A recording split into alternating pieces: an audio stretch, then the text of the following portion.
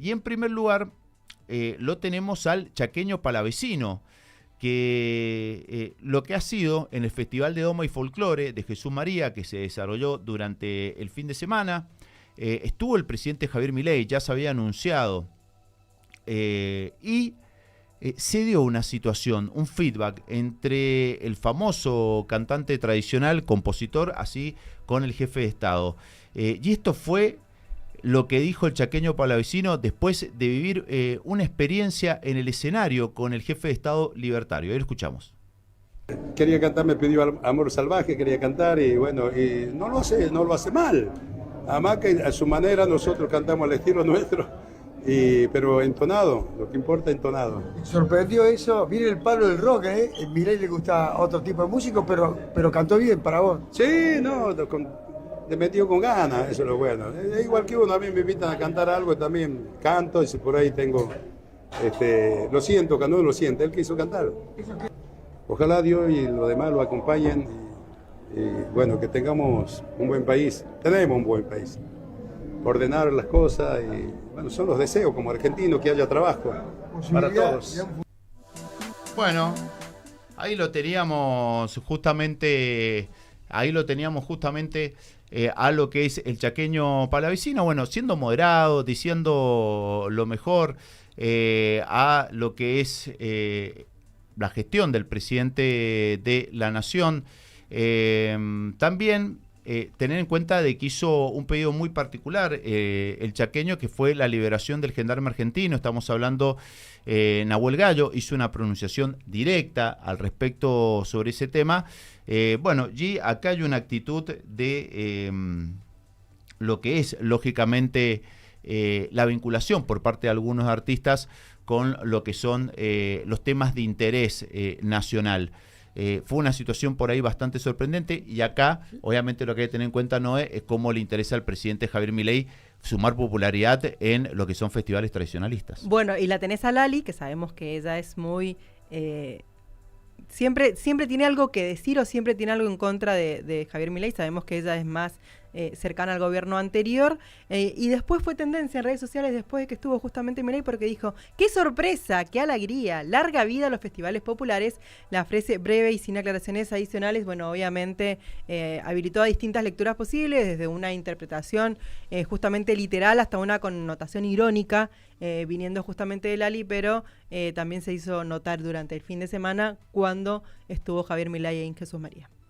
Sí, así es, una situación donde, bueno, están las cuestiones equidistantes, sí, pero lo que queda más que claro es que en lo que fue su participación del presidente de la Nación, el Festival de Doma y Folclore que se desarrolló en Jesús María, bueno, ha tratado de convocar lo que es un voto tradicionalista. Y por otro lado también, dentro de lo que es ese voto tradicionalista, tener en cuenta lo referente a que, primero, trata de ocupar un espacio que tal vez era característico de la vicepresidenta de la Nación, de Victoria Villarruel, y por otro lado también cambia esa postura que había tenido, sobre todo cuando lo dijo en su periodo de campaña, antes que asumiera el 10 de diciembre de 2023, así también un poco tiempo después de que no le parecía una razón de ser ese tipo de festivales. Nos vamos a ir al segundo, que tenemos segundo audio. ¿Lo tenés posicionado? Bueno, perfecto. Ahí ya lo tiene todo listo nuestro querido, que a todo esto vamos a hacer una aclaración, porque pido mil disculpas, me olvidé de presentar a los que están con nosotros en el equipo, ¿sí? Manso error, vamos a decir así, error muy, muy grosero, ¿sí? Algunos le llamarían, bueno, lo tenemos en la producción a nuestra querida Mariel Ger, nuestra rubia, como se le dice en Sin Verso. Nosotros le llamamos, o yo le llamo internamente la blonda, así me gusta decirle, que ha estado con todos los contenidos. Bueno, un trabajo realmente denodado por parte de nuestra querida Mariel Ger, así que la saludo, beso grande para ella. Realmente me había olvidado de presentar al resto del equipo, y hoy día no lo tenemos al señor Guillermo López, alias Danica, como le sabemos decir también en la mesa, porque se está tomando sus días de descanso, y está don Diego Mangione, así que un abrazo grande para él, el Master on the Control, don Diego, que bueno, se ha venido y se ha topado que audios, que esto, que lo otro, aquello, pero se va a acostumbrar rápido así inverso. Bueno, Diego, vamos con este segundo audio, donde hace una advertencia el mandatario Javier Milei en lo que es Paraguay durante la firma o la, vamos a decir, el sello final al acuerdo Unión Europea-Mercosur, y dentro de toda la algarabía, porque se había concretado este acuerdo entre ambos bloques económicos, desde Asunción hizo una advertencia a tener en cuenta. Lo escuchamos. Es fundamental que en la etapa de implementación se preserve el espíritu de lo negociado. La incorporación de mecanismos que restrinjan ese acceso, como cuotas, salvaguardas o medidas de efecto equivalente, reducirá significativamente el impacto económico del acuerdo y atentará contra el objetivo esencial del mismo. Tenemos que velar en nuestros parlamentos porque esto no ocurra. Los 25 años invertidos nos obligan a estar a la altura en esta última etapa. Como profeta de un futuro distópico, Argentina entiende de primera mano que el encierro y el proteccionismo, amparados por la retórica en lugar de los resultados, son los máximos causantes del estancamiento económico y el crecimiento de la pobreza. Nuestra administración fue electa por elegir el modelo opuesto, el modelo de la libertad. Por ese motivo, la Argentina no se detiene en este acuerdo e invita a los socios del bloque a ir más allá. El mundo avanza hacia esquemas de negociación más dinámicos. Tenemos que ser conscientes de ello y avanzar en la misma dirección. Repensar instrumentos, acelerar procesos y adaptar los esquemas de negociación a la velocidad de la economía global es una necesidad, no una opción. En ese espíritu, la Argentina continuará impulsando nuevas iniciativas comerciales con todos aquellos socios que compartan una visión de apertura, economía de mercado y libertad. Bueno, ahí lo teníamos al presidente de la Nación dando su discurso. Recordemos, estuvo en lo que es la rúbrica del acuerdo comercial entre la Unión Europea y el Mercosur, donde el presidente Santiago Peña estuvo oficiando de anfitrión ahí en Asunción, y hubo un discurso por parte del mandatario argentino. Bueno, acá hay dos lecturas que hay que hacerse. Primero es que está viendo la gestión libertaria de que un acuerdo Unión Europea-Mercosur, una quita de aranceles mutuos y una liberación de lo que es un mercado para mí cautivo y que sostiene mucho como es el Mercosur, o sea, un mercado que está pensado para un comercio intrarregional más que extrarregional, o sea, más que el bloque esté comerciando hacia afuera, termina siendo de que sobre todo haya una hegemonía, un monopolio por parte de Brasil y Argentina, ya lo cual ha quedado sometido por efecto colateral tanto Paraguay, Uruguay y recordemos Bolivia hoy día en su periodo de adecuación.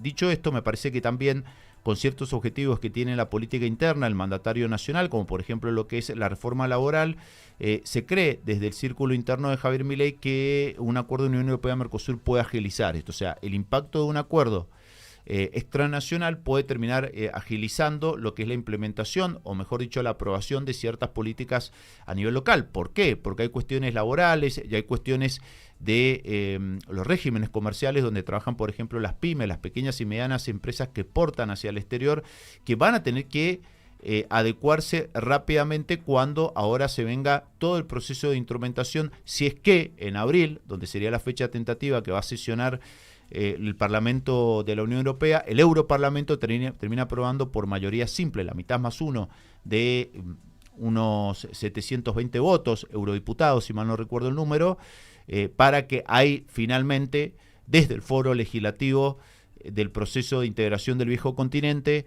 se pueda terminar de aprobar este acuerdo, que ya pasó en la instancia de la Comisión y el Consejo Europeo, y se puede avanzar específicamente en la instrumentación. Por el otro lado, el tema de que pese a la algarabía de lo que se ha logrado el sábado en Asunción, la importancia de querer llegar a una mayor flexibilización del Mercosur, lo remarca el presidente, y que se tiene que avanzar más en acuerdo extrazona y sobre todo pensando que no quiere dejarlo de lado en lo que es el alineamiento con Estados Unidos y el famoso TLC, el Tratado de Libre Comercio entre Buenos Aires y Washington. Pero vamos a seguir adelante porque todavía tenemos muchísimo para desandar del presidente de la Nación, y dijo algo con respecto a la liberación de un argentino que se ha convertido en una insignia de lo que es el enfrentamiento bilateral entre Caracas y Buenos Aires.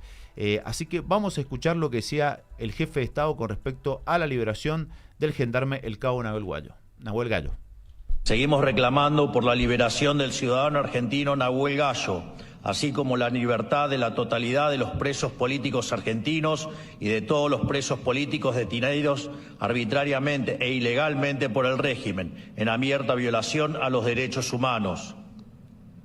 La libertad no es una consigna vacía ni un concepto abstracto. Es una alternativa política y económica concreta frente a una realidad que no admite dilaciones. Avanzar en acuerdos que promueven el libre comercio, la estabilidad macroeconómica y la previsibilidad jurídica es una condición indispensable para la prosperidad. Bueno, ahí lo teníamos, Noé. Justo en el fin de semana que se confirma que Venezuela confirmó finalmente que hay un quinto argentino detenido. Se trata de Gustavo Gabriel Rivera, de 52 años, y estaba domiciliado en el partido de Castelar, en la provincia de Buenos Aires, antes de salir de Argentina y dirigirse hacia el Caribe.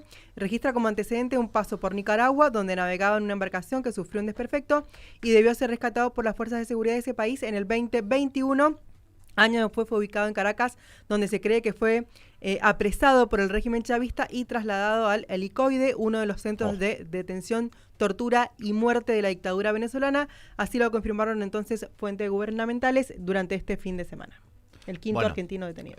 Fíjate lo terrible, Noé, de que en realidad se tenía constancia de 3 argentinos. El más resonante, Nahuel Gallo, Giuliani y Roberto Baldo. Y no olvidemos, ¿sabes lo que pasa? Que es más, vamos a decirlo así, tiene por ahí más vinculación con el Estado de Israel que Argentina, que era Harari, ¿sí? Keter ya fue liberado en ese sentido. Fue detenido él y su esposa en ese momento, los dos juntos, que eran propietarios de una pizzería ahí en Caracas. Realmente, inclusive Harari, relacionándolo por el tema de su doble nacionalidad argentina-israelí, como que era un espía del Mossad, etcétera. Bueno, Harari que ya fue liberado. Pero vos fijate, de 3 de pronto se pasó a una situación de 5, el desconocimiento de que cuando hay presos políticos y que no se revela cómo es la condición de esos presos políticos, cómo se hallan, se dan partes en lo que se refiere al gobierno de los capturados, o se permiten inspecciones en la cárcel. Hay organismos internacionales, ¿sí?, y organismos no gubernamentales que se encargan de hacer inspección en la cárcel y que sobre todo se cercioran en primera instancia que no pase eso. ¿A qué me refiero? Que se conozca la identidad de todos los presos. Bueno, cuando son presos políticos esto lamentablemente no ocurre y termina pasando esta situación. Pero vamos a seguir adelante porque tenemos palabras del presidente anfitrión en lo que fue la rúbrica de Unión Europea-Mercosur, el presidente paraguayo Santiago Peña, y se refirió con palabras muy dedicadas del corazón al mandatario argentino Javier Milei. Lo escuchamos. Que ha hecho la Argentina y el presidente Milei en particular en estos 2 años es simplemente no solamente importante para Argentina, no solamente importante para Mercosur, para América Latina, creo que para el mundo entero. Creo que el presidente Milei y su gobierno está derribando muchos de esos mitos de que no se podía, de que era muy difícil realmente corregir el rumbo después de haber implementado por mucho tiempo y muchas décadas políticas económicas erróneas.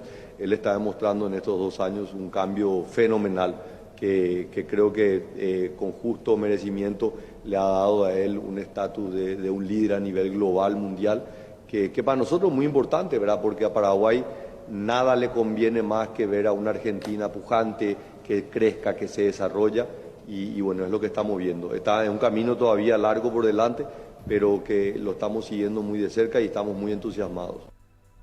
Bueno, ahí refiriéndose, apoyando Santiago Peña lo que es el proceso de gestión libertaria, la Libertad Avanza. ¿Cuál es la lectura que hay que hacer de esto? Cuando miramos el mapa de los vecinos, hoy en día el principal aliado que tiene dentro de los países limítrofes la Argentina es Santiago Peña, para Javier Milei.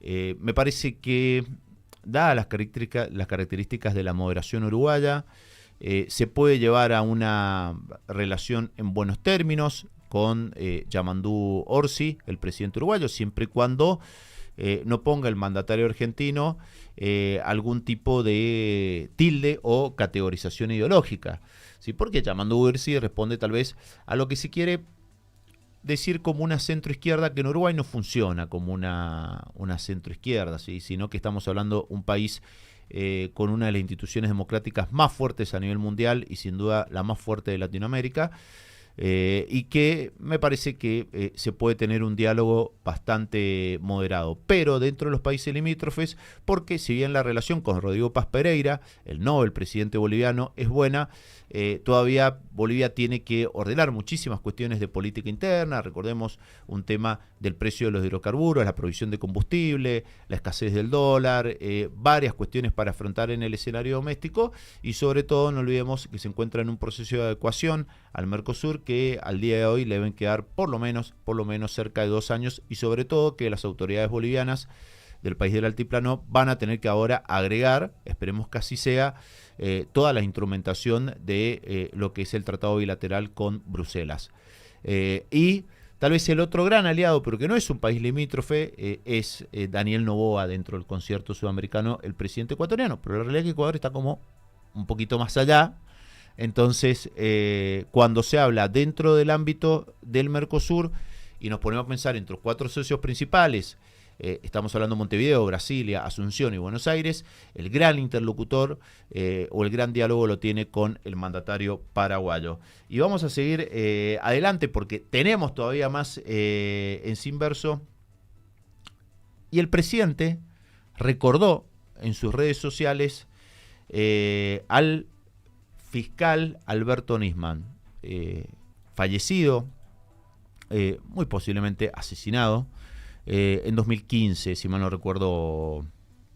18 de enero del 2015. 18 de enero del 2015, exactamente. Ayer fue un nuevo aniversario. Ayer se producía el aniversario, como bien señala el Noé, y bien, ahí el presidente estaba recordando a Alberto Nisman, y esto decía al respecto. Alianza con los terroristas. El motivo que buscaba Argentina era, por un lado, acercarse geopolíticamente a Irán. Por otro lado, restablecer relaciones diplomáticas y, ante la severa crisis energética que sufría Argentina, comprarle petróleo a Irán, que Irán comprara eventualmente granos, y después aparece Rabani ahí queriendo ofrecer armas, que también se habla de eso. ¿Dónde viene el problema? Que ante esa decisión argentina, que guste o no, insisto, legítima, dicen: este proyecto político que tenemos es inviable en la medida que subsistan las acusaciones por la causa AMIA. Entonces hay que borrar estas acusaciones. El acuerdo se firma en enero del 2013. La Comisión de la Verdad está absolutamente arreglada y la persona de la Secretaría de Inteligencia, el personal de la Secretaría de Inteligencia que responde a Cristina Kirchner, actúa como prácticamente un agente iraní. Le informa a los iraníes todo lo que ocurre en la causa, los pasos que van a seguir, sabe del expediente más que yo. Le informa de lo que yo estoy por hacer, le informa datos personales míos, le informa datos de mi ex esposa que es juez federal, le informa datos de menores. Hay cosas que yo no sabía, que me entero de la causa siendo el fiscal que maneja la Secretaría de Inteligencia, que depende de la Presidencia de la Nación y que debe informar al fiscal de esta manera. Se ríen del fiscal. El fiscal va a quedar patas al norte cuando vea esta nueva hipótesis que le metemos. Va a tener que renunciar. Nos vamos a sacar a este ruso de encima. Por decir algunos términos. Todo eso decían agentes de la Secretaría de Inteligencia. Estamos hablando de agentes y que responden directamente a la presidenta, que está absolutamente probado. Nada de lo que se hace acá es sin la directiva expresa de la presidenta. Esta no es una suposición por pensar que la presidenta maneja en general el gobierno del país. Está específicamente probada la cercanía y cómo se la consulta. Se firma el memorándum una vez que los culpables ya están decididos, ya está arreglado. Yo tengo las escuchas donde Irimia acuerdan reuniones, dicen cómo lo van a hacer, quién va a hacer, por qué no se lleva adelante todo esto, la pregunta, porque los intereses eran distintos. Irán es el que la reclama a Argentina que tiene que cumplir con eso porque si no, no se puede avanzar. Por eso, a Irán lo que le importaba eran las circulares rojas. Si se daba, el comercio era un medio, no era la finalidad. Para Argentina sí era la finalidad. Bueno, ahí lo tenemos realmente, el fallecido fiscal Nisman denunciando todo. Y solo quiero aclarar que cuando se suscitan todas estas declaraciones de Nisman y después llega su fallecimiento, como bien ahí me indicaba Noé, ¿sí? El 18 de enero, tener en cuenta de que en ese momento, en la instancia de que todo termina dencantando en ese nefasto memorando con Irán, ¿sí? Firmado durante la presidencia de SFK de Cristina Fernández de Kirchner, habían reales chances de atrapar a Ahmad Bajidi. Esto se produce justamente horas antes de que Nisman se presentara en el Congreso para explicar la denuncia que había presentado 4 días antes contra la entonces presidenta Cristina Fernández de Kirchner, justamente contra este memorándum que se habían firmado en el 2013, como bien vos decías. Y vos sabés que un detalle, se encontraba muy enojado Alberto Nisman, ¿sí? Porque se perdió la posibilidad, estaban en ese momento las chances